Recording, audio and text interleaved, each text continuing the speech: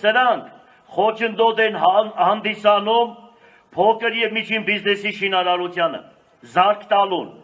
1915 թվականին, երբ որ 1,5 միլիոն հայերից վանեցին բարբարոս ձեր եղբայրները։ Ուրեմն դրանից հետո, երբ որ 91 թվականին մենք անկախացանք,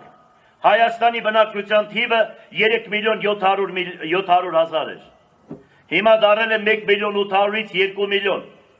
Ինչն է պատճառը, որ հայը լքում է իր բնորանը։ Երբեք հայ ազգը չի թողնի իր երկիրը, իր գերեզմանները, իր բնորանը, իր մանկության ուրեմն փողոցը լոկները համար, որ աշխատանք չունի, սոված է։ Եվ դա իրավական ոլորտն ու ձեր հարգային կառույցը, որ կարում եք մարդկանց վրա, նամանավանդ մի քիչ եթե աշխույժ լինի, հարյուրավոր գործեր եք սարքում մարդկանց գլխին, դրանցից մեկն էլ ես եմ։ Երկրի 30-50%-ը դատարաններում ու իրավական ոլորտի տակ այսպես ծանրաբեռնված է։ Եվ դրա համար մարդիկ թողնում են իրենց երկիրը, եւ դուք որդեգրել եք Ալիևյան բանացևը։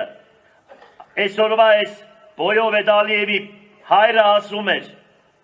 ուրեմն ինչի մենք պատերազմ արեցինք, շատ սխալվեցինք։ Երկրի Հայաստանի 30%-ը ադրբեջանցիներով լցված էր։ 10 տարի հետո մենք 10-ից 15 հատ երեխա ենք ունենում, հայը 2-ից Պատրի տրակի 3 երեխա։